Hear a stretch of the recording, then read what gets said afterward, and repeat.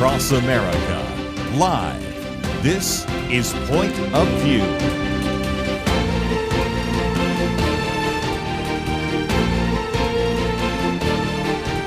And now, Kerby Anderson. Thank you for joining us. It is the Friday weekend edition, and as you might imagine, we are going to be talking about a lot of very important issues. Of course, the diaries of Dr. Fauci, which we'll get to in due course, but because it's Friday, we always like to spend just a little bit of time talking about religious liberty, and we have a very significant victory, which if you've been watching other news outlets, maybe you've heard about, but I thought we'd get some more perspective on that. Kelly Shackelford, of course, is the president and CEO of Liberty Institute, a constitutional scholar. Dr. Merrill Mathews, of course, co-host, who will actually be hosting next Thursday. And I'm going to have some really good guests on there. I'll be listening in, although I'll be in New Hampshire at the time, and I'm doing a live broadcast from New Hampshire the day before.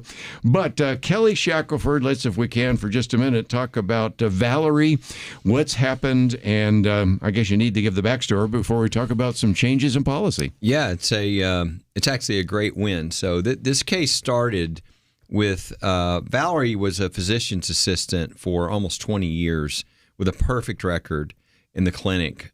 She and her family had been in that clinic and just loved people. And University of Michigan Healthcare took it over. And then before she knew it, she was being told that she had to use wrong pronouns, that she had to participate in transgender surgeries and things, and she said, I can't do that. And just the sweetest lady. They cursed her, called her evil. After all those years, threw her out of the office. Just a heartbreaking thing to see, just total discrimination. And I'll tell you a story that's not been told in the press. So we came to represent Valerie at First Liberty, and we got a letter that Christmas from her children, her little children. I think the oldest is maybe 11, maybe 12, but they each signed the letter, and they said, we told our parents that we didn't want Christmas this year. We wanted all the money that they were going to give us for presents to give to us so that we could make a donation to you, because we're just thankful that you're helping our mom. And then they each had a scripture verse underneath it, their favorite scripture verse. So this is just a wonderful family. And this has been going on for, over 5 years. Yes. We've had to go up to the Federal Court of Appeals, back down, and we won at the Federal Court of Appeals on this. And so they ended up just settling, and the $410,000 in damages, and they're changing the policy for the entire system. So no other employee is going to be told you have to lie about people's sex and use a false pronoun, and you're not going to be forced to participate in the type of medical activity that violates your faith. So this is a huge, huge win, and good for Valerie, because this was not easy for her. She's a kind person. She's a loving person. To have to be in the middle of this thing for 5 years of her life. She ended up testifying in the Religious Liberty Commission and just did an incredible job. So good for her. And it just shows you, if you're willing to stand in there and do the right thing, you'll not only be blessed, but you'll bless a lot of other people, which is what's going to happen in this case. Did the university see the light and decide to change its ways, or is it doing this under compulsion? Mm-hmm. Well, there's a little bit of both. They did not, they did not have to change the policy. I think that they could have just taken care of Valerie, right? Mm-hmm. But I think, if you're smart out there, you realize, okay, do you want a lot more of these lawsuits? Or would you rather just take care of this?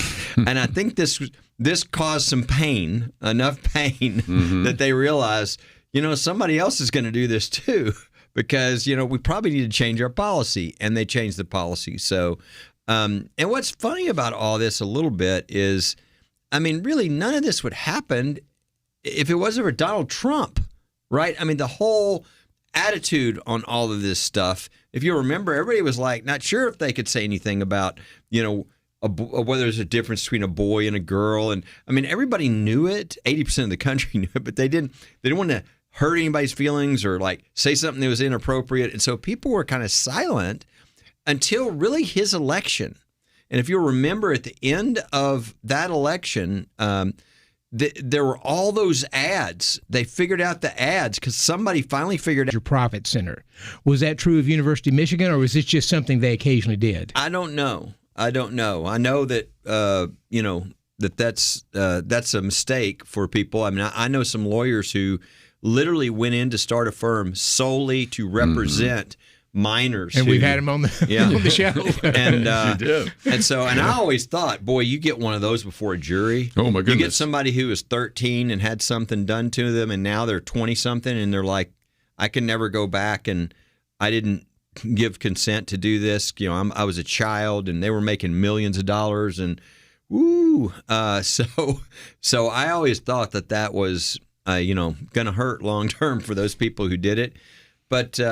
Good for Valerie, good for the people standing up so that other people aren't harmed, and that really people of faith should not be forced, they can't be under the law, to participate in things that violate their conscience and their beliefs, whether that's an abortion or that's, some sort of sex change operation of a child or somebody else. I mean, they shouldn't be forced to violate their faith, and they certainly shouldn't be cursed, yelled at, called evil because they have traditional biblical beliefs. And that's one of the beautiful things here is, again, you can also step back.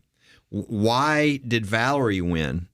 Part of the reason Valerie won was because Gerald Groff stood up about 3 or 4 years ago, and we won that big Supreme Court case on the fact you do have religious freedom in the workplace, and you can't refuse to accommodate people who have religious beliefs like this. So very significant. It's one person's courage, and the decision that comes down builds on another and protects another. And now Valerie's done it, and she's passing it forward with everybody else who work in that system.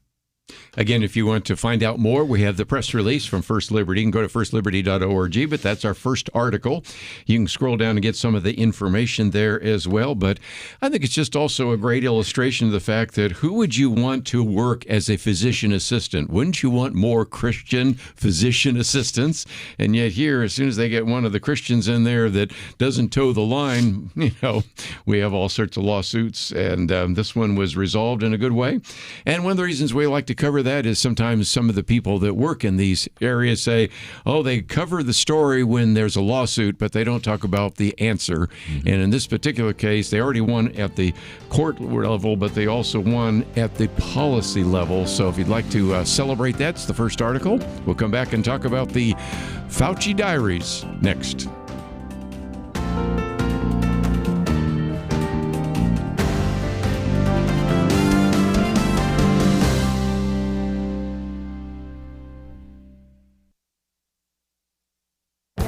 This is Viewpoints with Kerby Anderson.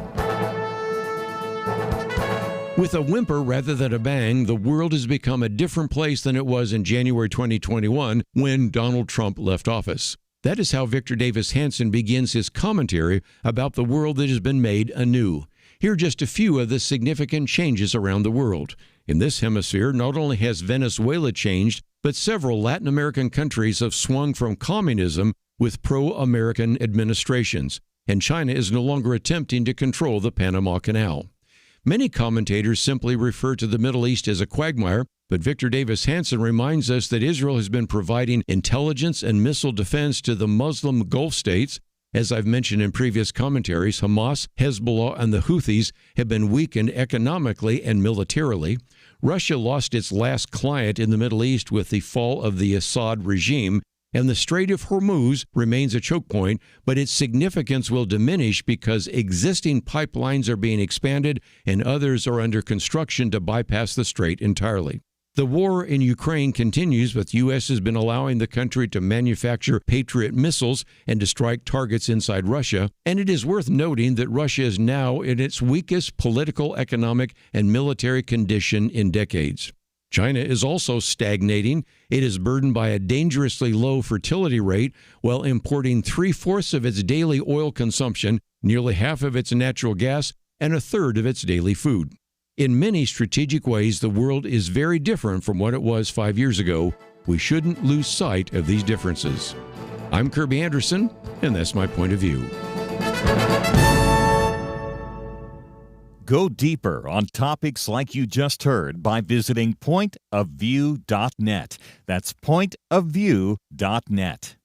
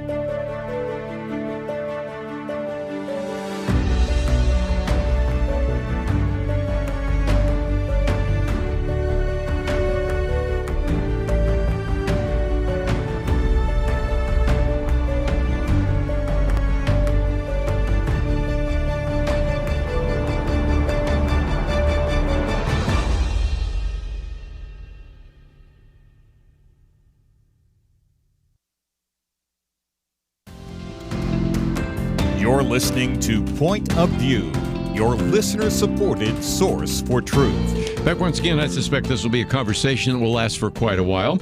Earlier in the week, we did use a piece that came out from the Wall Street Journal, The Revealing Diaries of Dr. Fauci. And then, of course, we felt we needed to say something, certainly the day and the day after he decided not to testify on these issues. So we've posted a couple of articles, one from the Free Press, which is pretty lengthy, but it's the Fauci Diaries in case you wanted to know what was said and when, and then one that comes from the Wall Street Journal, Dr. Fauci Takes the Fifth. And there, I think Dr. Mathews is a good illustration of the polarization of America, because you can watch some programs where they say, we can't even understand why he was brought before Congress. Dr. Fauci is responsible for saving thousands of lives, and this is just a bunch of mean-spirited Republicans. You go to another broadcast, and they point out all the times in which Dr. Fauci, for example, knew where the COVID virus came from, knew that maybe masks weren't as effective as they were, said, I am the science.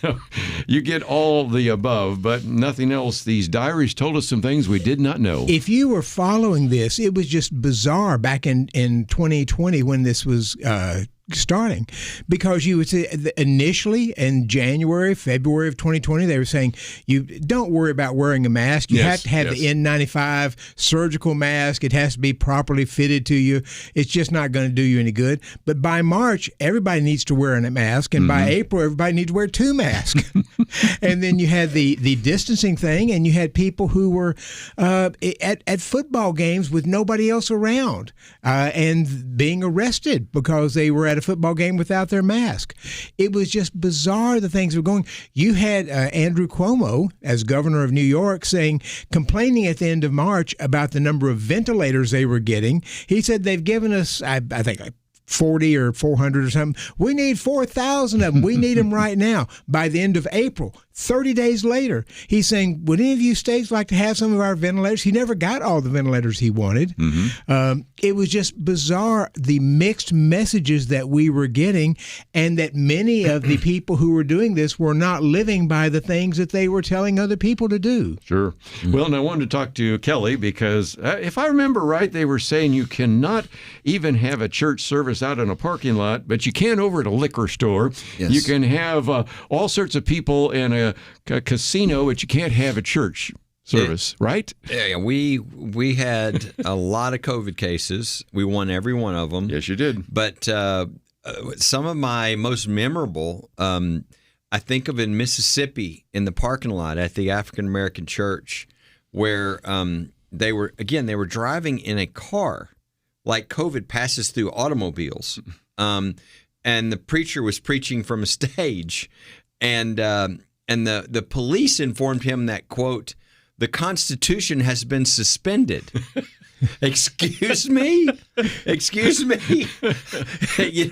No, it has not, but you're about to be. Yeah. It's just unbelievable. And so it's just amazing. We had that big case, the first case ever on COVID and religious freedom was the On Fire Christian Church in Louisiana, where they literally said it would be a crime if on Easter weekend you drove in your car to be in the church parking lot to hear the pastor speak through a radio frequency.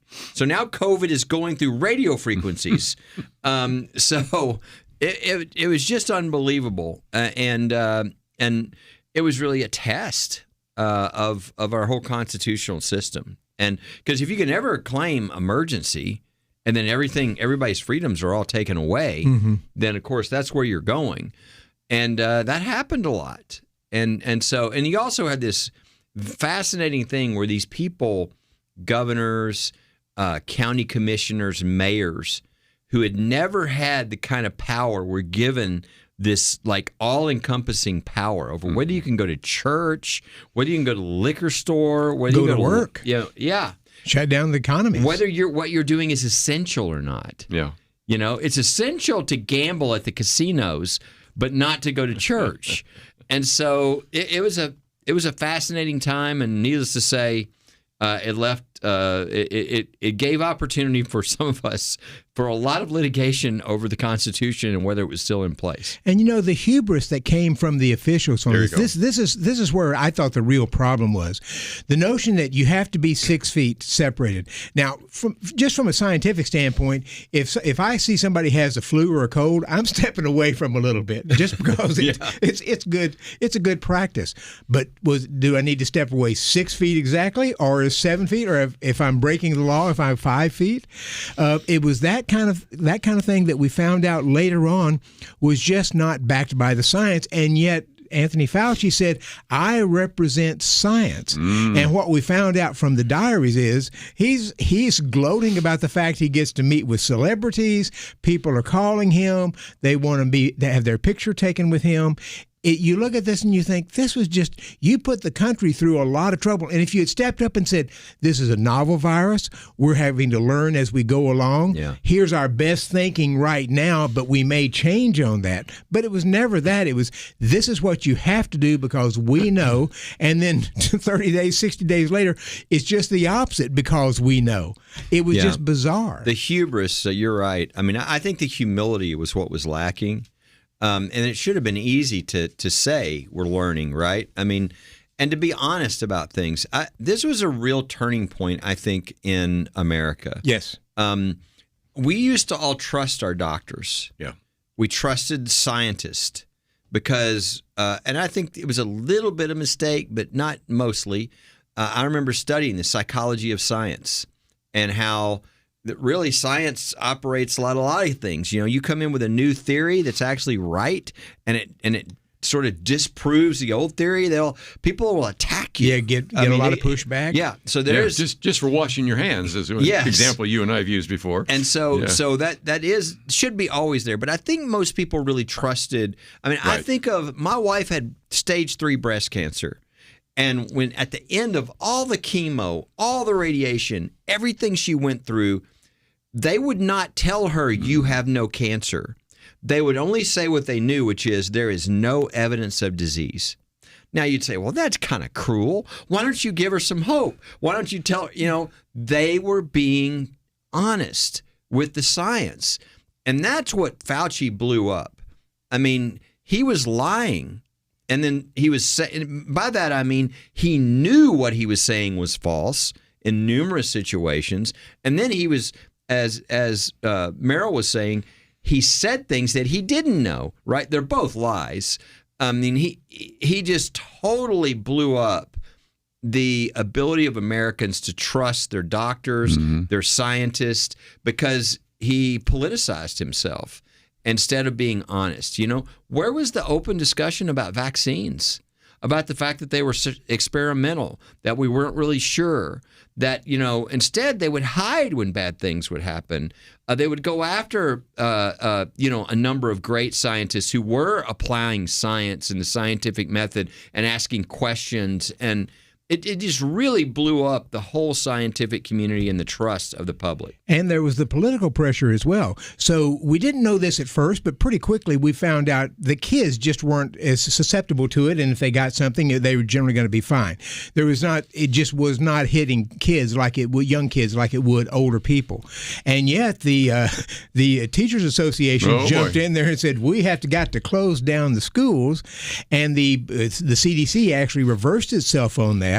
And so you close the schools, creating all kinds of problems for a lot of kids, especially those who didn't have access to internet and other things of that nature. It was a real problem, and it was being pushed by a political organization, the Teachers Association. Yeah. National Federation of Teachers. Fauci say in the hearing that he did not favor closing down the schools, but yet he admitted in his diary that both California and I think New York, those two.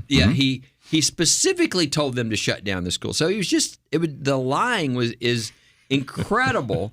And to me, the thing that just blew any logic at all was that even though you have immunity, you still need to take the vaccine. The whole purpose of the vaccine is to create a situation like you had it. And everybody knew that was crazy, but it kept pushing these things. So it was, he caused a lot of damage to a lot of people, a lot of deaths. Understanding nobody could be expected to know what this was and everything, but he caused a lot of harm to people by saying things that weren't true. Well, we're going to take a break. When we come back, I would like to talk a little bit about the censorship issue, because in this article, for example, it points out that Francis Collins, who again used to be an evangelical hero as well, who then was at the National Institute of Health, along with Anthony Fauci, wanted to demean some of the authors of the Great Barrington Declaration. Yes. These were outstanding scientists. One who serves in the Trump administration today. We'll talk about that right after this. Who can you trust?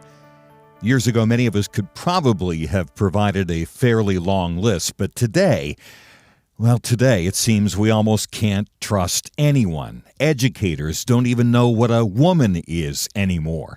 Many so-called public servants have shown all they care about is themselves. The FBI has been accused of bias, law-breaking, betrayal, and journalism. It's largely corrupt, with no Clark Kent standing up for truth, justice, and the American way. All of this is why Point of View Radio is more important than ever, and your part in supporting us is more needed than ever. Do your part today in supporting trustworthy truth. Stand with us and help push back the lies and the darkness. Visit pointofview.net. Don't put it off. Take a moment right now and click on that big blue button that says Donate Now. Or call to invest at 1-800-347-5151, pointofview.net, and 800-347-5151. Point of View will continue after this.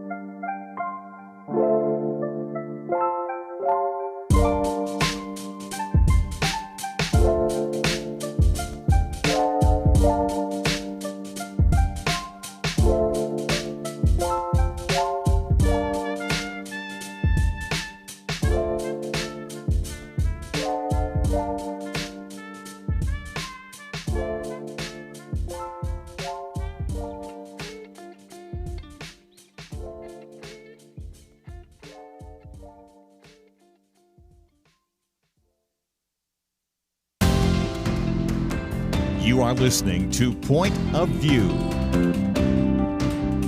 The opinions expressed on Point of View do not necessarily reflect the views of the management or staff of this station. And now, here again, is Kerby Anderson. Once again, talking about the Fauci diary. And again, this gives you some inside look. But some of this was known even when we certainly were able to look at what were called the Twitter files.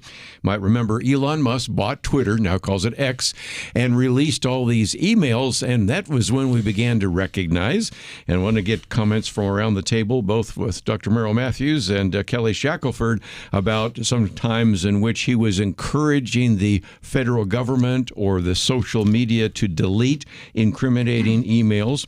But for just a minute, Dr. Mathews, let me talk about the fact that some of the individuals that signed what was called the Great Barrington Declaration were individuals with impeccable degrees, Stanford and others.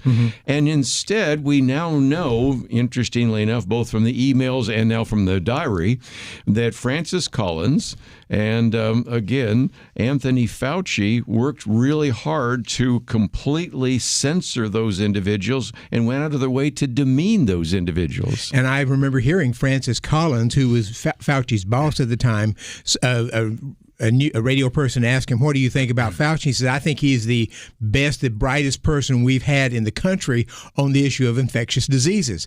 They were very, very close, and they defended each other on that. And it turns out that they attacked anybody who disagreed. So the Barrington Declaration, you have Dr. Bhattacharya, who's now head of.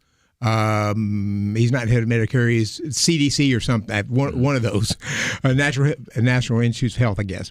Yeah. But they just questioned. And incidentally, their concern was shutting down the government, keeping kids out of school. There was a meeting, a committee that got together after the 9/11 attacks, where the government under George W. Bush said, you need to go together because we could be hit with a biological attack, and come up with a plan for us. And they did, and their plan said, we don't really think shutting down the country is a good idea. Target people who are highly susceptible to this, usually going to be older, sicker people with immune focused protection issues. Yes, focused protection. And that's the best way to go about it. The Barrington Declaration basically adopted that approach, and they were demeaned, they were criticized, they became Bhattacharya was sort of got just such repulsion from his Stanford colleagues. They wouldn't speak to him because of that. Yes. They'd walk across. If they saw him coming down on the sidewalk, they'd walk across the other side to not have to deal with him. It was bizarre how much influence Fauci had in this, and yet he ended up, we find out now, he knew he was wrong on many things, or that he was hedging his bets, and he was largely the one who created this problem. Yeah, I mean, it was horrible what happened. It's, look, it's something that we as Americans have known. I mean, we're starting to lose a little bit, especially with some of the younger people. This idea, free speech, well, not if it says something bad. The whole point of the marketplace of ideas, the exchange of ideas, is that if we shut up voices, we miss out on the truth. We need that competition. We need that exchange. And supposedly, science is exactly where you're supposed to get that. Yes. And they violated all the postulates of science in what they did here. And the result was a lot of people were harmed. I mean, people died. Kids have been set back for years, many of them with depression and anxiety and all kinds of issues that were caused by being shut out of the school system when they really weren't in danger. And so, when you lie and you don't allow the open, free exchange of ideas, you don't allow people to question what you're saying, you don't allow other opinions, then people suffer from that. And so that's what happened here. And look, I understand people, if somebody comes up and they say something that's quack, you respond to it and point out that it's quack. Instead, what they were doing is saying things that they didn't have the evidence to show was true, right?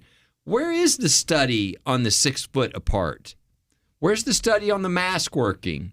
I thought this was science, right? Where's the study on the fact that even though you're immune, you need to get vaccinated? Where are we watching, since this vaccine is brand new and it's experimental and it hasn't gone through the normal protocols that it has to go through for the period of time? Are we watching and we keeping a really good record of all the reactions to it? Instead, they're trying to shut down any coverage of all the reactions because, and look, you understand, well, that might discourage people, and therefore I think more people would die. Yeah, vaccine hesitancy, they called it. Your conclusion means you're going to thwart the evidence, you're going to thwart the discovery, you're going to thwart science. And they just violated everything about it. And I don't know, it's like if you tell the truth 10 times but then lie the 11th, how long does it take it before people think they can believe you again? And this is the problem. I mean, when we have good scientists and good doctors in a situation in the future, I mean, are people going to believe what they say? This was incredibly damaging, I think, to our country, but to the world. And just think about the contradictions. Now, the pharmaceutical industry was under huge pressure to come up with a vaccine very quickly. And Donald Trump was part of that. I don't mean that pejoratively, but he had Operation Warp Speed, where they're trying to produce this as quickly as possible because people were demanding something as quickly as possible. But then, because this was being done under Donald Trump, the Democrats and Nancy Pelosi have said, "This is the Trump vaccine." Yeah. I wouldn't even consider taking the Trump vaccine. As soon as the election is over and Joe Biden's going to be the president, now it's everybody ought to get this vaccine. Joe Biden went and got an early one of the first people to step up. And so if you're just an average person, well, it's the Trump vaccine and I shouldn't get it, even though Donald Trump had no role in creating this thing. Just and now it's the Biden vaccine and I actually should get it and I ought to get it very quickly. The confusion that this would cause just among the public and the fact that people would push back and say, I don't know what to believe anymore, is perfectly understandable. What about the Navy SEALs? Can you speak to that case? Because that one, I think, is probably the one that a lot of people remember. I think these guys would be about as healthy as anything you can imagine. Kelly? Yeah. I mean, again, it's this idea that you're supposed to have no distinctions, between whether this virus is hitting somebody who's 87 and has 4 or 5 other issues, or whether this is a child. When the evidence shows that there's incredibly different, right, what you need to worry about. Well, I think one of the last groups you probably have to worry about is the Navy SEALs. I mean, you could probably put a vial of this stuff in their system and it would be dead in an hour, right? I mean, these guys are at the top of physical fitness and training and everything. And the idea that you're going to, and again, Navy SEALs was the lawsuit we brought, but this was really about up to 30 to 50,000 military families that would have been thrown out of our military, which would have been disastrous. And thank goodness that we had the SEALs that were willing to come forward, the 33 clients we had, to stop this, or we would have lost a lot of great people. But it was, again, this whole mindless, you're going to do, what the government tells everybody to do. Well, we actually have religious freedom in this country. So people who have objections, you got to see, can we accommodate that? And they just refuse to accommodate that. But this is one of the beauties. I mean, again, it kind of weaves back in what I talked about earlier, the exchange of ideas, the marketplace of ideas, science and different ideas. Freedom of religion is really freedom of conscience. And when you allow people to say, I'm not going to do that, I've got a different belief, I've got a reason I can't do that, it begins to throw in thinking through things a little more and seeing, are there ways to accommodate people? Is this really right? There's all the things, but people just, everything they did was to not face the issues, to not deal with the questions, to not deal with what the evidence was, which is just so against America. And it's totally against what science is supposed to be. We're going to take a break, and when we come back, I might just get some final comments from you because, after all, some people were debanked. Now, we're not just talking about Canadian truckers, but even in this country. Mm-hmm. And, of course, then they set off this idea of debanking a lot of other situations and maybe even gave the justification for enforcing gender policy, which we just started the program talking about a little bit. And just the whole idea, well, whatever the government says, you need to knuckle under. And in some respects, there have been some ripple effects, not the least of which, as we've already alluded to, the impact it's had on a lot of the students, but even just some of the economic and social and cultural impact as well. We'll continue our conversation right after this.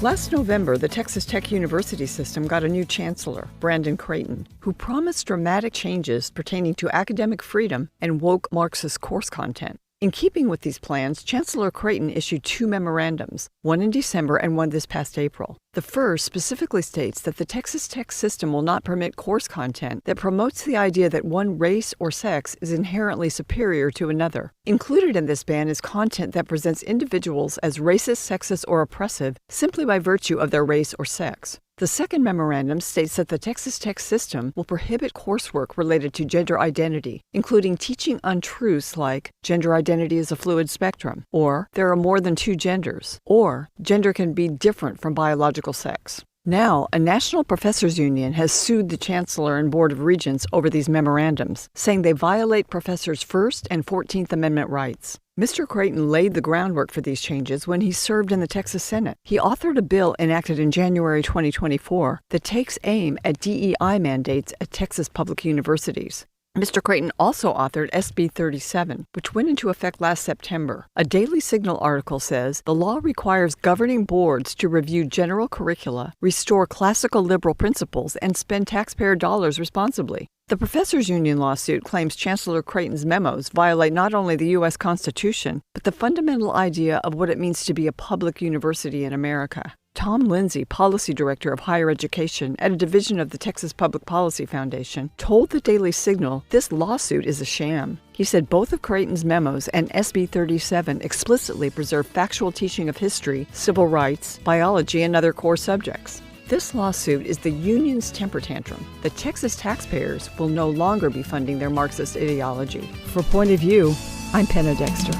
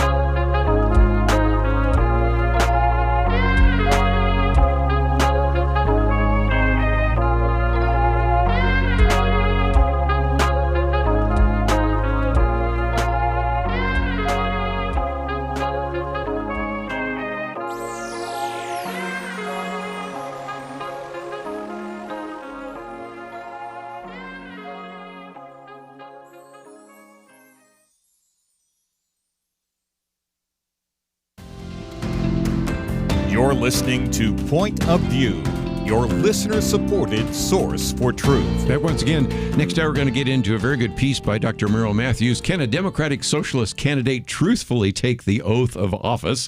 Which I think gets us into some of the conversation we've had there. We'll get into the issue of the Smithsonian and a couple of other issues as well. But Dr. Mathews, you've got in front of you there this graph of the trust in America, trust in government institutions. I think I meant to post that, but I think all I did was show the graph the other day to the camera. But, you know, you go back to a time, because I do this every once in a while when we're having our next generation roundtable, to say to younger people, there was a time when people really trusted the government. Then you have Watergate. First of all, you have the Vietnam War, you have Watergate, you have a number of others. And then over time, it begins to drop.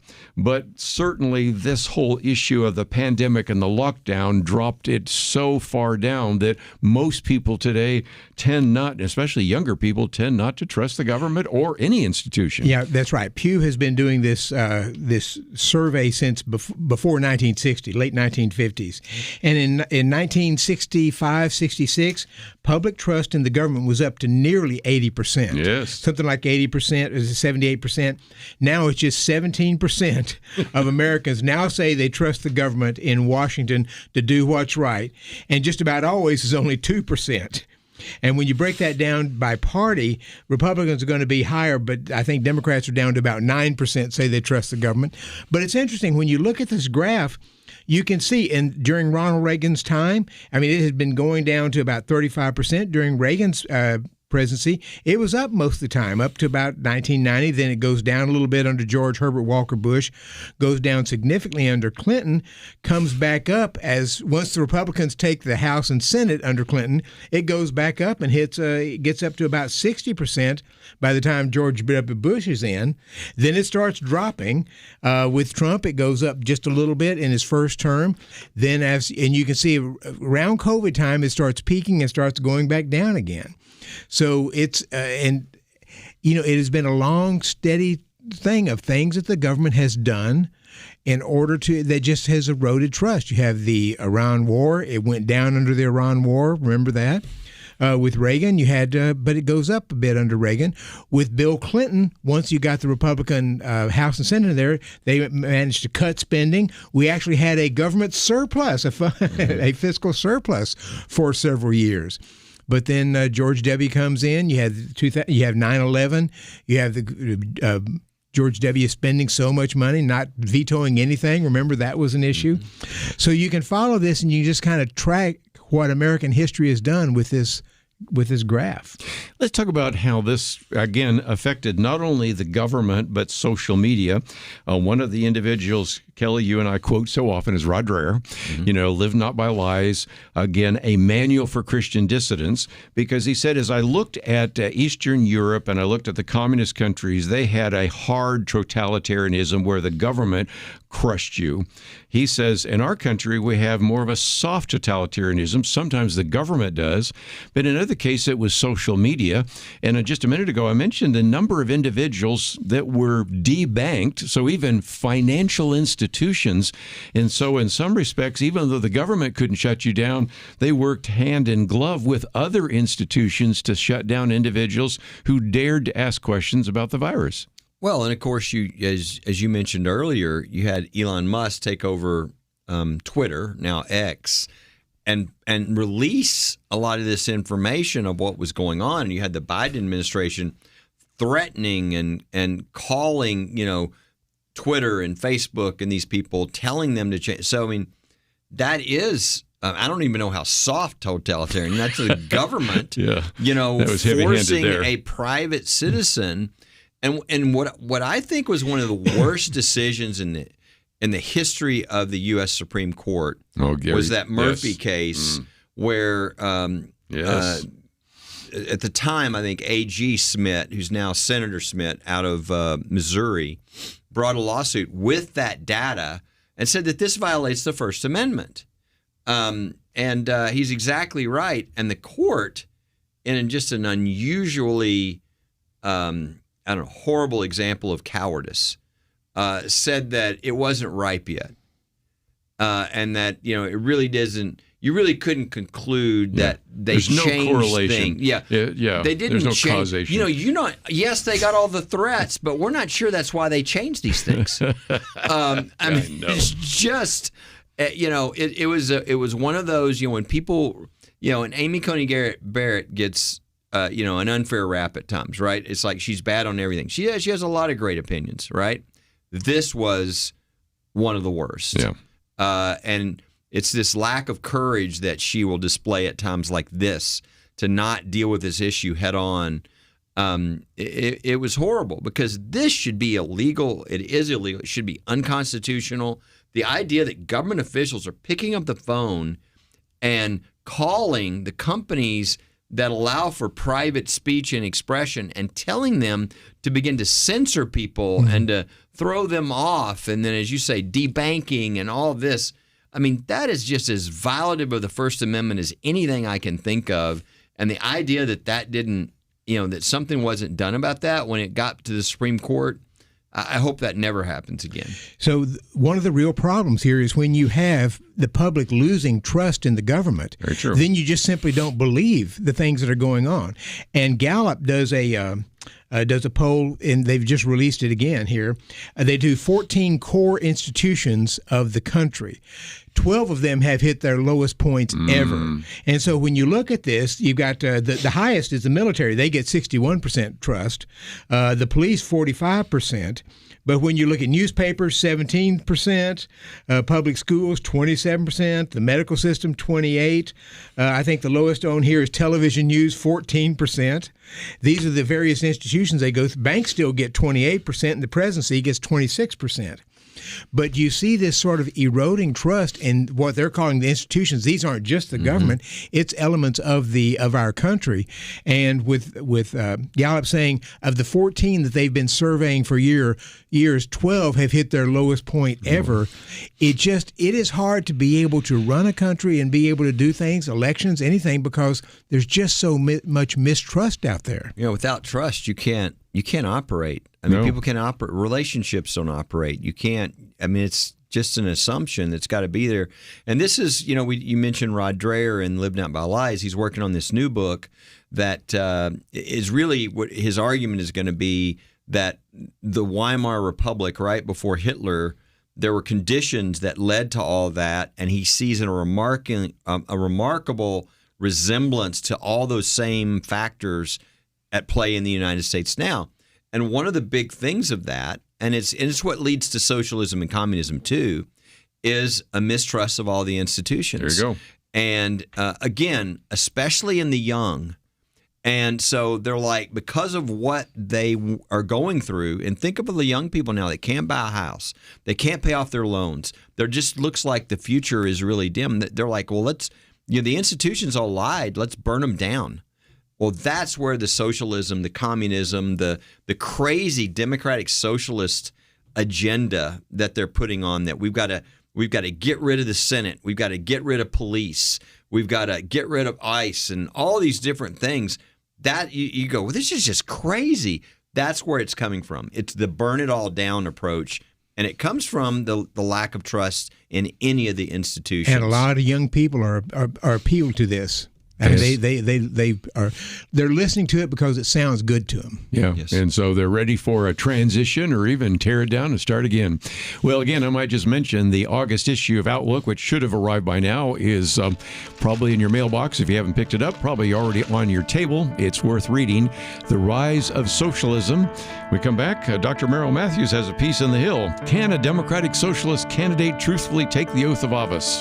I don't think so. We'll be right back. The Bible tells us not to worry, and yet there is a lot of worrying stuff in our world today. Thankfully, the Bible doesn't stop at telling us not to worry. God gives us a next step. He says we need to pray. But sometimes even knowing what to pray can be difficult. And that is why Point of View has relaunched our Pray for America movement, a series of weekly emails to guide you in prayer for our nation. Each week, you'll receive a brief update about a current issue affecting Americans, along with a written prayer that you can easily share with others. We'll also include a short free resource for you in each email so you can learn more about the issue at hand. Will you commit to pray for America? Go to pointofview.net. Click on the Pray for America banner at the top of the page to subscribe. Again, that's pointofview.net. Click on the Pray for America banner. Let's pray together for God to make a difference in America.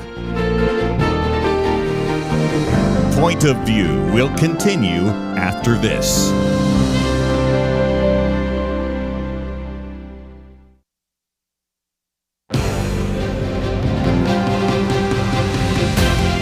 Across America, live, this is Point of View.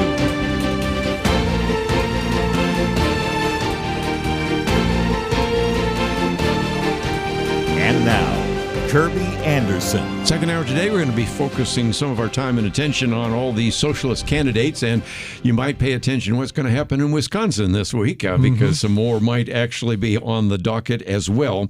Dr. Merrill Mathews with me, as well as, of course, Kelly Shackelford. And Merrill Mathews, can a Democratic Socialist candidate truthfully take the oath of office?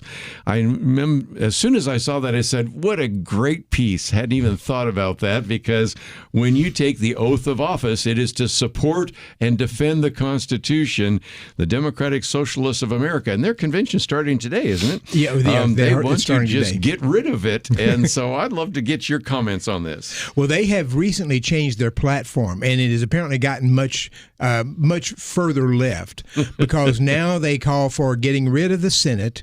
They want the House and they want the Supreme Court and the presidency to be essentially appointed by the House of Representatives. So you'd have one legislative body, the House of Representatives. Yeah. They would appoint the president and the Supreme Court, which would make decisions, but they'd be answerable to the House of Representatives. So any system of checks and balances and so forth would be out the window. And of course, the first three articles of the Constitution, the first article has to deal with Congress, how it's elected, what its roles are, what its purpose, and so forth. The second article is the president, how he's elected, what his duties and responsibilities are. And the third is the Supreme Court. It's how it's appointed or nominated and confirmed and so forth, and the federal judges and so forth. And so if you do what the Democratic Socialists are suggesting, you're not just amending the Constitution, you're essentially scrapping the first 3 articles of the Constitution. And so my point is, can you truthfully take an oath of office if your whole point is to get rid of the Constitution? And I don't think you can, but I say in there, I suspect any of them who are elected will keep their fingers crossed behind their back and take that oath of office. And interestingly, I went looking, can the Speaker of the House not give them the oath of office? Because I refuse to do it, and apparently they can't. They can postpone it, but they ultimately have to give it.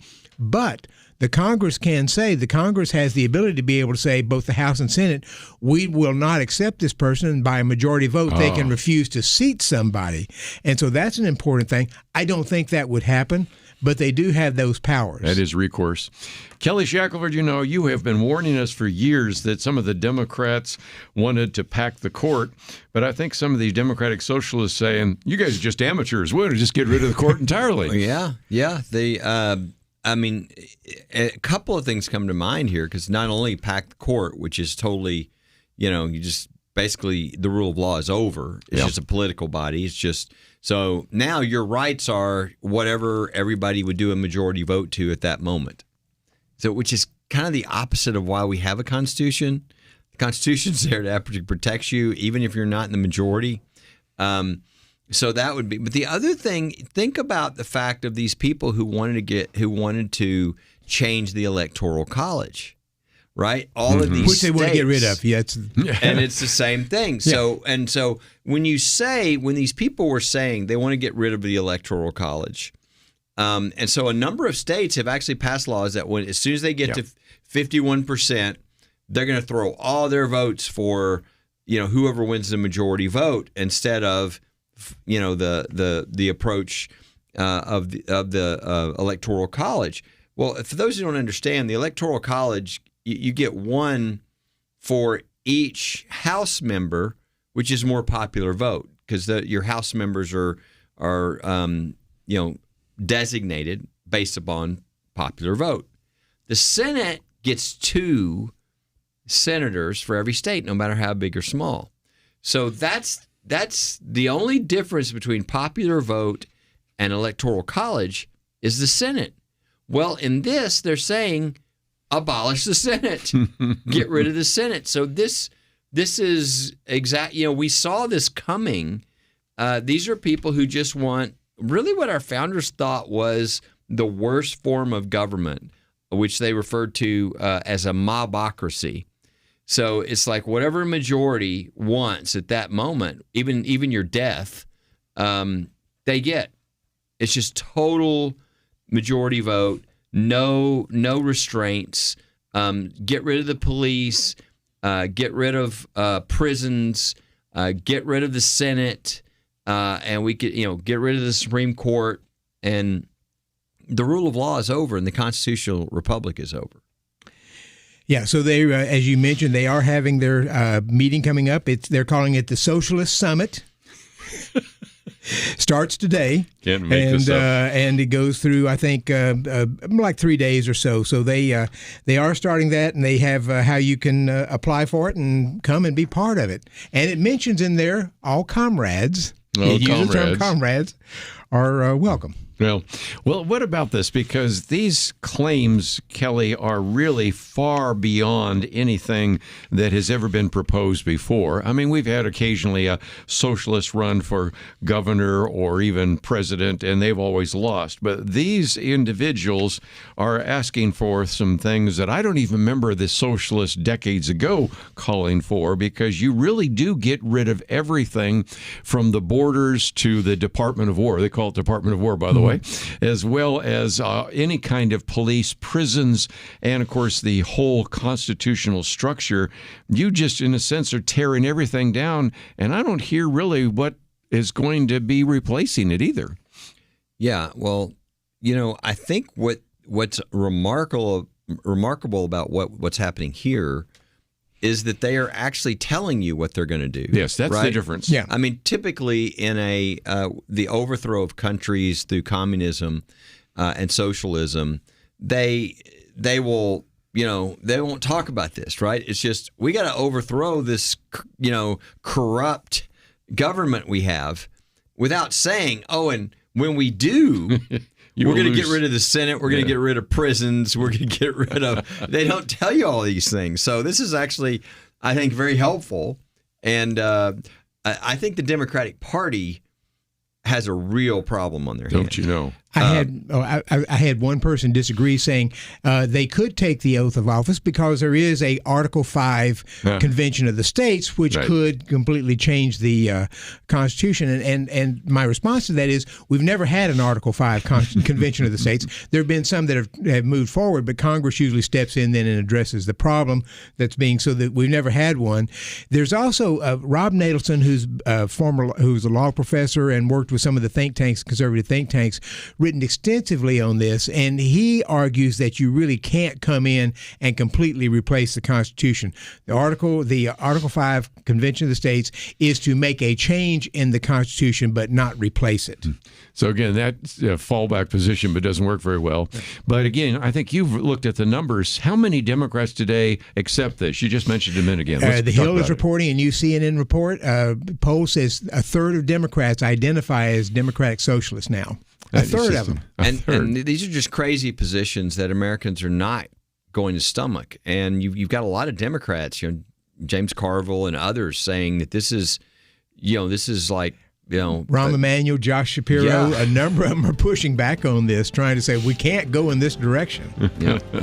Well, again, we've talked about socialism. We'll continue to do so, but Dr. Merrill Mathews helps us out. Can a Democratic Socialist candidate truthfully take the oath of office? Don't think so.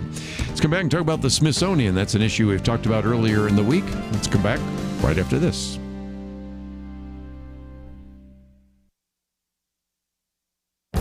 This is Viewpoints with Kerby Anderson. With a whimper rather than a bang, the world has become a different place than it was in January 2021 when Donald Trump left office. That is how Victor Davis Hanson begins his commentary about the world that has been made anew. Here are just a few of the significant changes around the world. In this hemisphere, not only has Venezuela changed, but several Latin American countries have swung from communism with pro-American administrations, and China is no longer attempting to control the Panama Canal. Many commentators simply refer to the Middle East as a quagmire, but Victor Davis Hanson reminds us that Israel has been providing intelligence and missile defense to the Muslim Gulf states. As I've mentioned in previous commentaries, Hamas, Hezbollah, and the Houthis have been weakened economically and militarily. Russia lost its last client in the Middle East with the fall of the Assad regime, and the Strait of Hormuz remains a choke point, but its significance will diminish because existing pipelines are being expanded and others are under construction to bypass the strait entirely. The war in Ukraine continues, but the U.S. has been allowing the country to manufacture Patriot missiles and to strike targets inside Russia, and it is worth noting that Russia is now in its weakest political, economic, and military condition in decades.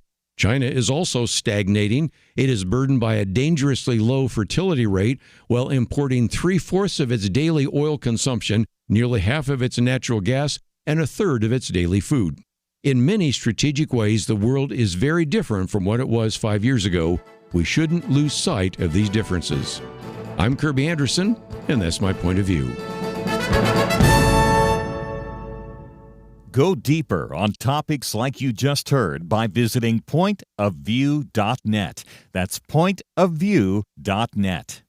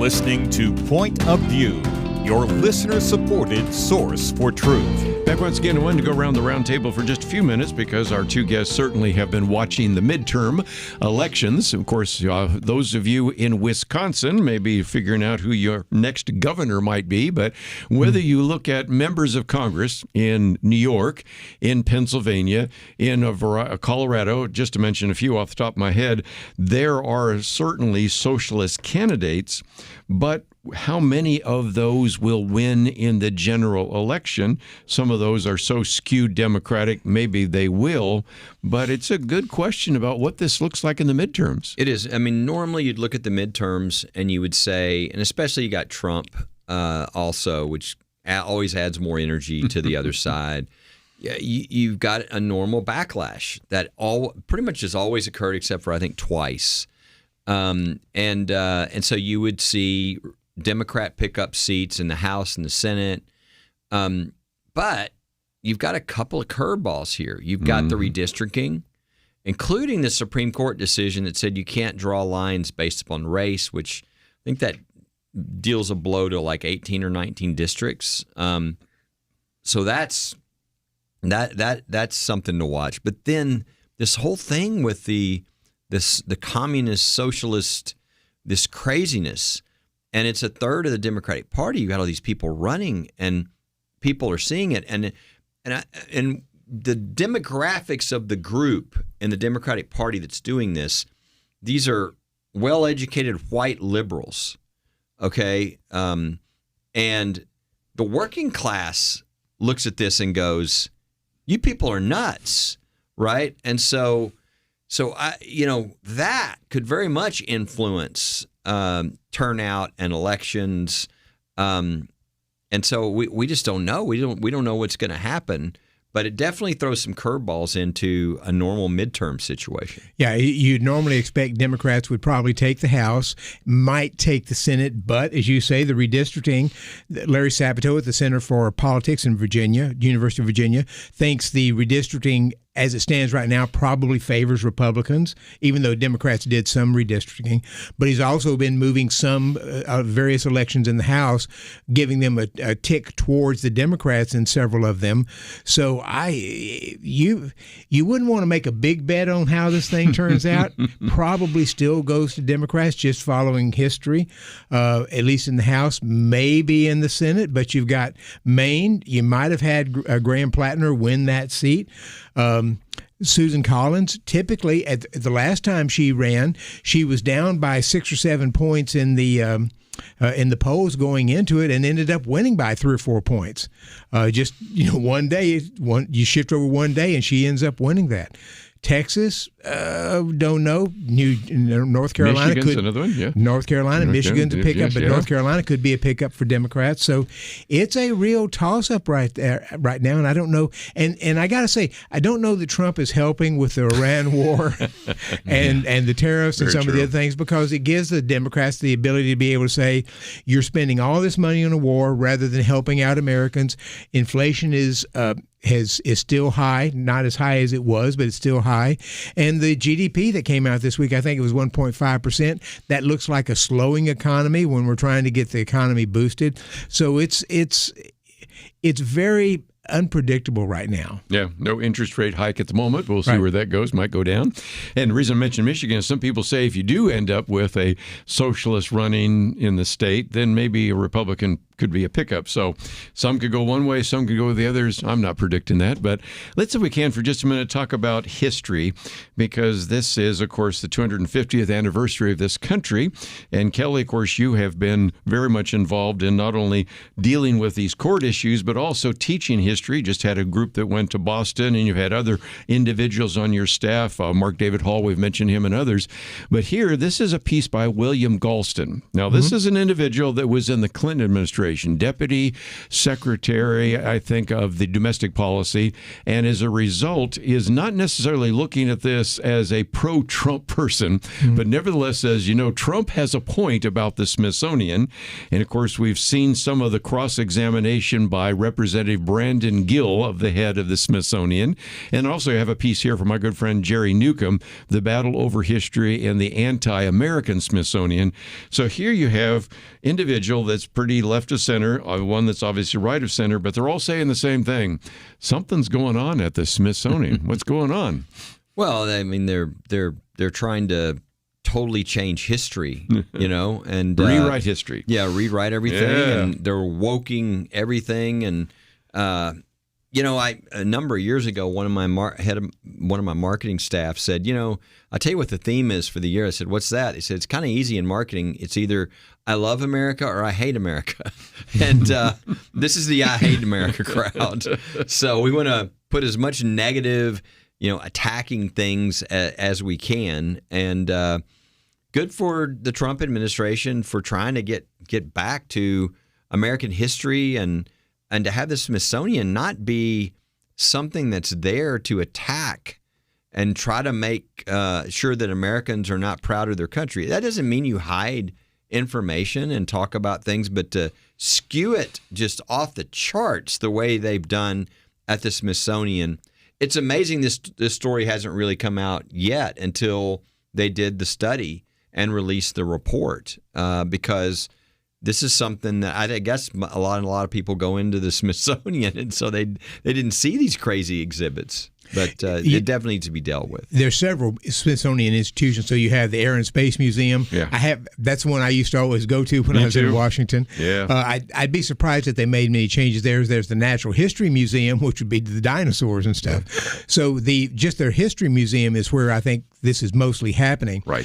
But the woke movement was having a minute for maybe 8 or 10 years now. I mean, so many businesses felt like we've got to do this, we've got to adopt this, especially during the Biden administration. And if you're a business and you sometimes look at this and say, where is the country going so that I may follow them? And so some of these things sort of take place, and then they appoint people that follow that, and then they implement those policies. Universities have been big about that. And there's been a change now. And even, some of the American corporations, some of the companies, the automakers that were saying, yes, Mr. Biden, President Biden, we are going to go to electric vehicles. And I think it was it Mary Barra? I can't remember. I think it's Mary Barra from GM was saying, about 2021, that by 2025, 40% of the GM cars would be electric vehicles. They've changed all that now.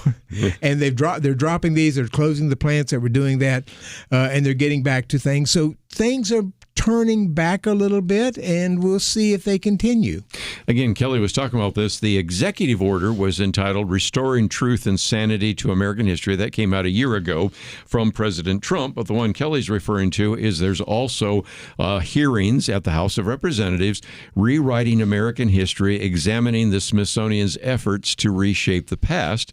And I just mentioned Representative Brandon Gill. By the way, if you're going to be in front of the House of Representatives and Brandon Gill's going to ask you some questions, you better be prepared, because I saw the head of the American Bar Association kind of stumble a little bit. We saw, of course, the head of the Southern Poverty Law Center stumble, but Brandon Gill just simply asked Dr. Anthea Artig, is politeness a good thing? Shouldn't we be polite? And she goes, yeah, well, you have on your document here, politeness is a sign of white supremacy. Apparently Mickey Mouse is racist. I didn't know that one. And you go through this list. I thought Mickey was black. Yeah. And the point is that you got story after story here. And it's not just what they say, but Kelly, this is one we've learned before, what's missing. Yes. This particular document points out that there is no major exhibit dedicated to America's founding era. George Washington, Thomas Jefferson, or other founding fathers, the Continental Congress, the Pilgrims, the Puritans, and major movements of the American Revolution, such as Washington's crossing the Delaware, cannot be found. So sometimes you teach history by teaching it in a biased way. Sometimes you teach history by leaving some things out. And this is just so important. And Americans, I think, understand this. Children aren't taught civics, right? And so if you don't know what our system of government is, you don't know what your rights are, it's really easy to have them taken away. It's really easy to change the system of government. And so they've been really keeping out the parts of the history that, again, not only how it works, but people like George Washington and who he was, and his faith was so strong, and it influenced so many of his decisions that really, led to the country that we had. I mean, the humility he had. They wanted him to be king. He said no, right? There's just so many of these stories that would make you proud of the American heritage, knowing that you made mistakes, but yet proud, but they're not presenting that because they don't want people to be proud. Gonna take a break. We have some other topics to put on the table. We'll do that right after this.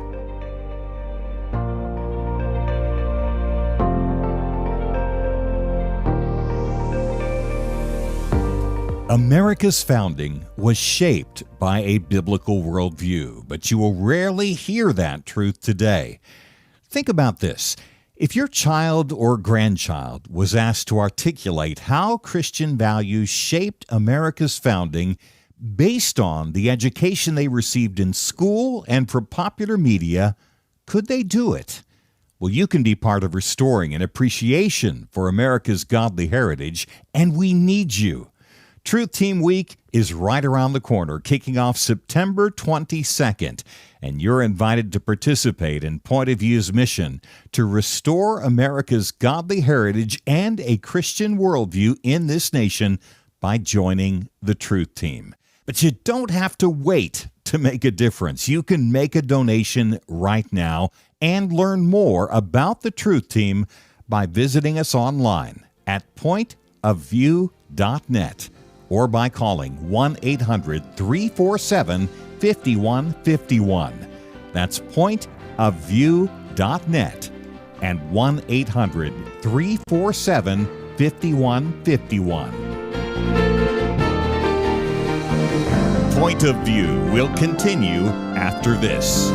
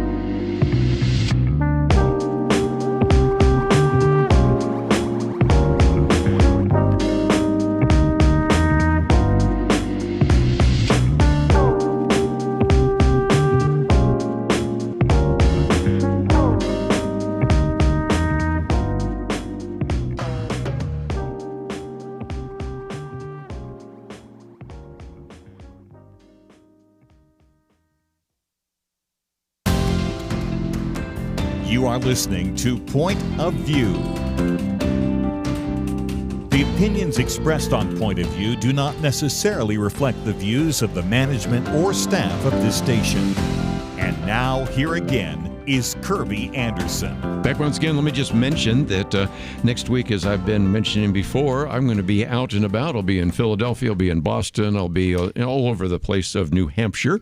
And, of course, we have Liberty McCarter coming in, covering the program Monday and Tuesday. I'll be doing a live broadcast from New Hampshire on Wednesday. And Dr. Merrill Mathews, one of the topics we're going to talk about right now, I think when you come in on Thursday, you'll be talking about, in part, what Trump didn't say about election interference. So you're going to be looking at elections. I know you have Dan Pilla on as well, so you have a number of both political and economic issues. But this, I think, gets into a distinction that you make early on in this piece between the difference in election interference and election influence and interference, I should say. And that's the distinction that most people don't make. Even in the media, they don't. They sort of go from influence to interference and just cross over that. But there's a difference. So is there election influence? Yes, foreign countries try to influence our elections. They do it in various ways. Sometimes they're paying influencers to try to do that.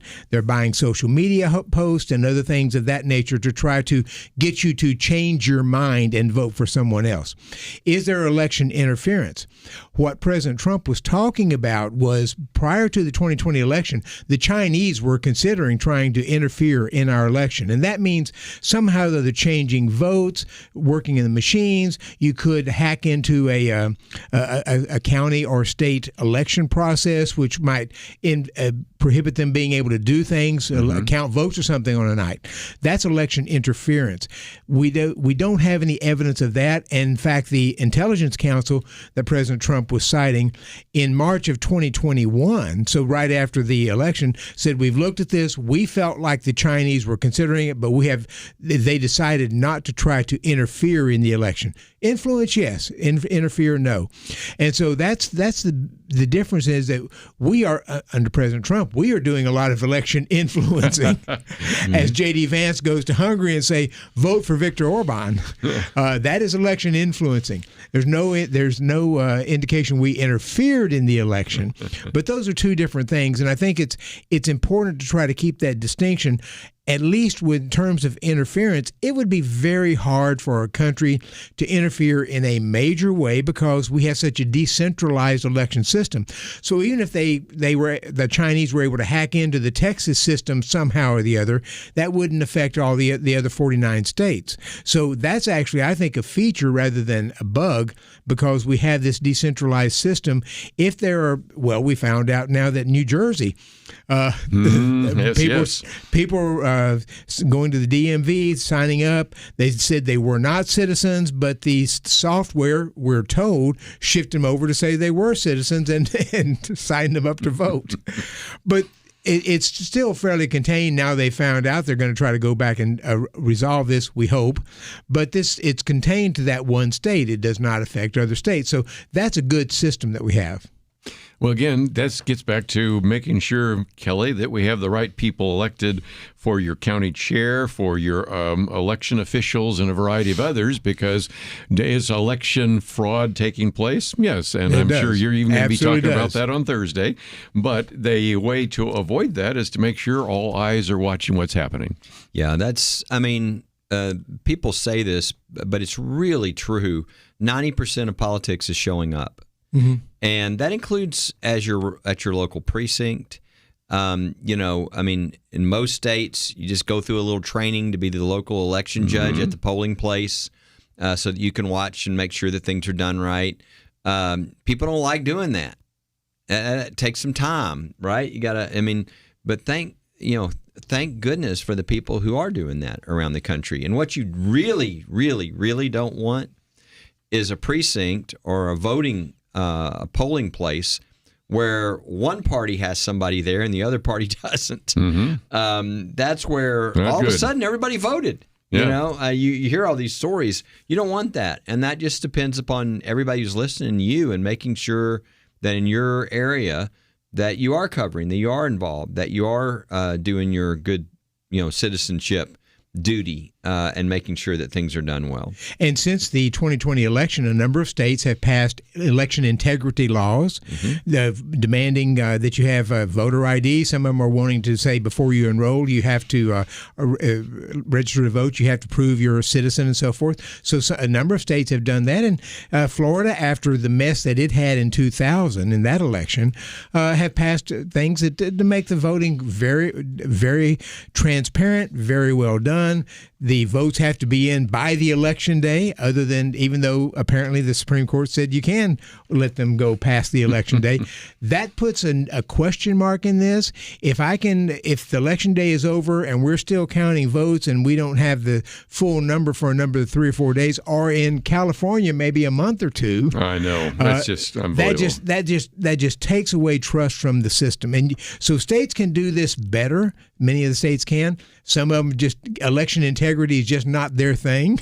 But at least it's that state. It's restricted to that state. It doesn't go over to other states. Now, we'll say, everybody watched how, of course, the hanging chads and the debacle in Florida. Yeah. And then DeSantis came in. They passed a new law. And, they were like, Florida's a big state. And they had all their election results in. They had it right away. They can get it done. It's amazing what you can do when you really want to do it. And we talked about this earlier. I'll give Florida some kudos also. They just passed something, because I saw it in the news, where all the children in the schools are going to be taught about communism and socialism. And one of my first thoughts was, well, good for them, but why have we not already been doing that? Isn't that part of history? And I think obviously when you see the young people, we haven't been doing that. They don't understand. They think that it's something different, and so good for them for at least making a very intentional effort to make sure that they're taught. And I will say this isn't to condone it, but most of the states that have a lot of election problems are blue states are going to vote for Democrats anyway. So even if you went and got the thing straightened out, you're still probably going to have Democrats winning those states. But Pennsylvania, we want to make sure that's a purple state. We want to make sure that election system works well there. Iowa, Michigan, Wisconsin, and some of those states, we want to make sure the election system works very well, because that could throw an election one way or the other. Well, again, we've given you action items. One is support the SAVE Act. And, of course, that is something we've suggested for you to contact your 2 senators. But if nothing else, just an illustration that you will be talking about it again on Thursday. So that is the case. Real quickly, I just thought we'd mention that we have a piece by Victor Davis Hanson, but it also correlates with, of course, we'll be talking about Penna's commentary in just a minute. But my commentary today is actually from a previous one by Victor Davis Hanson, The World Made Anew, in which he just reminds us again that things are very different than they were. Normally I say what happened since 2023 in October, but if you go back to January 2021 after Trump left office, Venezuela is a very different place. Likely, I think Cuba is going to be a very different place. China is no longer attempting to have an influence in Panama Canal, so that's just the Western Hemisphere. You go to the Middle East, and again, you recognize, Israel is helping the Gulf states deal with this issue. Hamas, Hezbollah, the Houthis are weakened economically and militarily. Russia used to have a foothold there, doesn't have one in Syria. Yes, the Strait of Hormuz is a choke point, but now they're building other pipelines and strengthening other pipelines. Yes, the war in Ukraine continues, and we still have the war with Iran, but in some respects, you're seeing some remarkable changes. And, of course, Russia's at its weakest point politically, economically, and militarily. China's stagnating because it has a low fertility rate and imports 3/4 of its daily oil consumption and nearly half of its natural gas and 1/3 of its daily food. And they have a problem in China that consumers don't want to consume. So they have to try to export these things to try to keep the economy going. I will say, from Trump's standpoint, one of the best things he did, goes back to the first administration, was the Abraham Accords. Yes. Trying to get other Arab states, Middle East states to sign on and be partners and have an association with Israel. There's not that many in the Abraham Accords yet. That may get bigger, but that was a very good step. Yeah, and again, I think there's a possibility someday maybe Saudi Arabia and some others will join up. So when we take a break, we'll come back. We do have Iran war at the crossroads. Also, Penna Dexter's piece on Texas Tech, which kind of gets us back to the conversation we started with, and that is the whole DEI issue. So if you find yourself wanting to know a little bit more about some of the articles that we are talking about today, they are available on our website at pointofview.net. And also, I encourage you to scroll down. If you click on the picture of Kelly Shackelford, you can find out more about First Liberty Institute.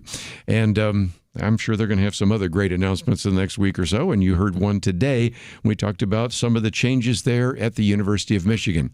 Let's take a break, though. We'll come back and finish off the program and encourage you through next week to listen to some of the co-hosts as well as a live broadcast on Wednesday that I'll be doing. All that coming up, but let's take a break. We'll finish off right after this.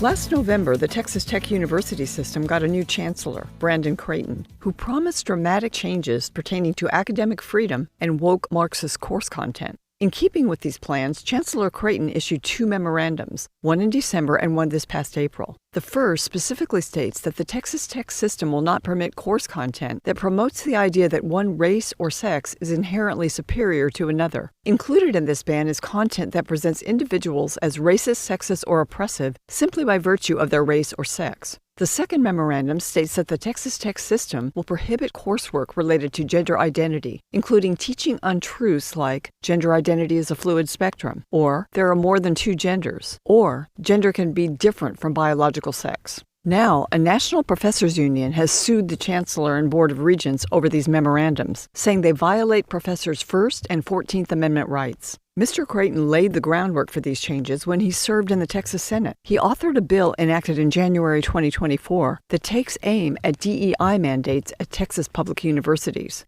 Mr. Creighton also authored SB 37, which went into effect last September. A Daily Signal article says the law requires governing boards to review general curricula, restore classical liberal principles, and spend taxpayer dollars responsibly. The Professors Union lawsuit claims Chancellor Creighton's memos violate not only the U.S. Constitution, but the fundamental idea of what it means to be a public university in America. Tom Lindsay, Policy Director of Higher Education at a division of the Texas Public Policy Foundation, told the Daily Signal this lawsuit is a sham. He said both of Creighton's memos and SB 37 explicitly preserve factual teaching of history, civil rights, biology, and other core subjects. This lawsuit is the union's temper tantrum. The Texas taxpayers will no longer be funding their Marxist ideology. For Point of View, I'm Penna Dexter.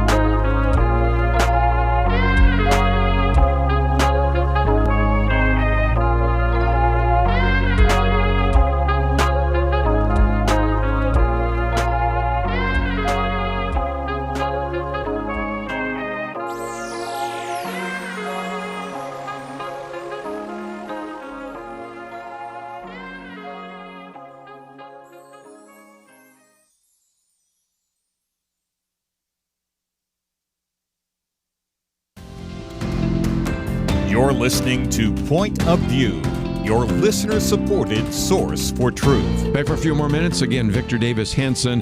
The Iran war at the crossroads. We're now in stage 3 of the Iran war. He says the familiar monotony of bomb, talk, bomb.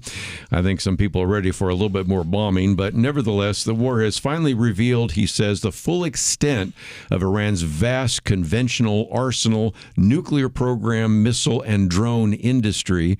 And it does seem to me that this is an ongoing issue. Kelly, Kelly. And as we've pointed out, it's perhaps one of those things that is preventing some of these Republican candidates from having any kind of momentum, because people look at the price of oil, which affects everything else, food and heating and transportation and the rest, and it's really affecting people's bottom line, and a lot of people tend to vote their pocketbooks. No doubt. And I think when the president did this, I mean, obviously if there's anything that's been proven in this whole time, is that these people are insane and they do not need a nuclear weapon. So obviously but I think the president's idea would be that would be done fairly quickly. But again, these people are insane. So they just, seem to want to lose everything in their country. And so he has to keep going. And of course, he doesn't want to do ground troops. It seems like there are a lot of other things that are available that he's not doing. And I don't know if Merrill knows why, but I have been a little bit perplexed as why he doesn't do some of the things he could do. Maybe he doesn't want to hurt the civilians. You could take out their water source pretty easily. Obviously, Carg Island, there's just a lot of things where he could just kind of shut them down. But he's bombing a lot of things, and slowly but surely, but he's trying to give them time. But I just don't think it matters how much time you give these crazy people that are in charge. I think if you let everybody vote, it'd be a different story, but that's not what you do there. You have this very extreme minority that, they want a global conflict. And so they're never going to agree to anything and actually stick to it. So we'll just have to wait and see, but it doesn't seem to ever go away. And there may seem to be some PR ability to say that have the great Satan attacking the Islamic Republic. So I think that they feel like that works in their favor. They now feel like the Strait of Hormuz works in their favor. They have come up and said they're not making any agreement. They are going to control the Strait of Hormuz, and so that's going to be a problem because that's just come out the last day or so. They're willing to share a little bit of it with Oman, but they're going to control it, and they want to be able to charge tolls in it. And I think, well, I've seen the reports. President Trump thought this would be a Venezuela kind of situation where you go and you take out the leadership, you do some bombing, and all of a sudden they say we give. He said uncle, so they'd say uncle, and we'd go in and help them sort of rebuild. And to your question, if you're concerned that you've got to come in and replace and rebuild everything that you take out now, you take out a lot of infrastructure, the water and so forth, and you got to come back and redo that. And that may turn the people even more against us if we do that. So it's a mess, and I'm not sure that I see a resolution to it anytime soon. No, but I just thought I'd post this one. A lot of people wonder what's going on in Iran. Well, we covered it there. But during the break, we had a conversation about Spain. And usually when you're talking about Spain right now, you're talking about winning the World Cup. But I think all of you probably, if you've been on television, have seen this horde of individuals, mostly coming from Morocco. You can look on your map right now and see how close, really, in the Strait of Gibraltar. Again, this is really a very significant choke point, but it also is very easy for individuals to actually leave from Africa into Spain. And given the fact that they've had sort of open borders, it reminded me of some of the things we saw there in the southern border of Texas. Only different people. And they're able to get it out. And I mentioned this earlier when we were talking, that when Muhammad died and the new caliphs came in, they went into the Middle East, took over most of the Middle East, went into North Africa, took over it, crossed the Strait of Gibraltar, and went over into Spain and got about half of Spain before they were finally stopped. So this is sort of a natural pathway for them for better or worse. That's one place they want to go. But going into Spain just is a mess because the country is run by socialists and is not in very good shape right now. And I think that's part of it, right? You've got a liberal president who's like Joe Biden and, attracts this. The first thing I saw when I looked up and I saw all these people from Morocco going towards Spain, I thought, boy, they're really upset that they got knocked out of the World Cup and Spain won. But I figured it was more than that. But the thing that's always amazing to me when you watch these things, is with the Muslim countries especially, is it's never the women and children. It's never even the older men. It's almost like it's part of their military mission to send the young men to invade these these countries by going into these countries. And so look at those pictures. Look at what you see. It's not diverse in any way. And so you just immediately think it's an invasion. There's something. This is intentional. There's a goal here, and but again, under their current leadership, Spain won't wake up, just like Joe Biden wouldn't wake up. And there was a time when European Union was trying to welcome them. Germany and other countries were trying to welcome in. That's become a real political problem for them, and a lot of people have lost their positions because of being too open to immigration and getting too many people that you can't handle. Great book on that, Suicidal Empathy by Gatsad. And, of course, we're going to have him on. We've had him on before. We're going to have him on again. But just that is the danger. Empathy is a virtue, but when it's practiced to its extreme, it becomes a vice. And we saw that in Germany and other places. In the UK. Yeah, we certainly have. Real quickly, I just want to mention that we did post also Penna Dexter's commentary today. It's called The Texas Tech Battle. If nothing else, this is a reminder, I think, Dr. Mathews, of what we just have found, and that is wokeism used to be really big, but now some of these DEI mandates in some of these universities are finally going the way of all flesh. And you find some of the people who will say, I never supported girls and men and girls sports. I wouldn't have done that. Colin Allred was one. So yes, they back away from some of those things, including Gavin Newsom and others, because they know they're going to have to face the voters now. Well, and we talked about the Smithsonian situation earlier, and if you look at some of those people that were leading that effort, you look at their past, they were DEI people. So it doesn't surprise you that they start changing history and doing the things that they're doing there. But that, again, it's something that really America didn't like, but they were kind of going along with because they didn't know what to do, including all the corporations, by the way. Yes. Right? And I think that's gone now. Yes. I mean, give even if you hate Trump, give him credit for that. I mean, it's a good thing for the country.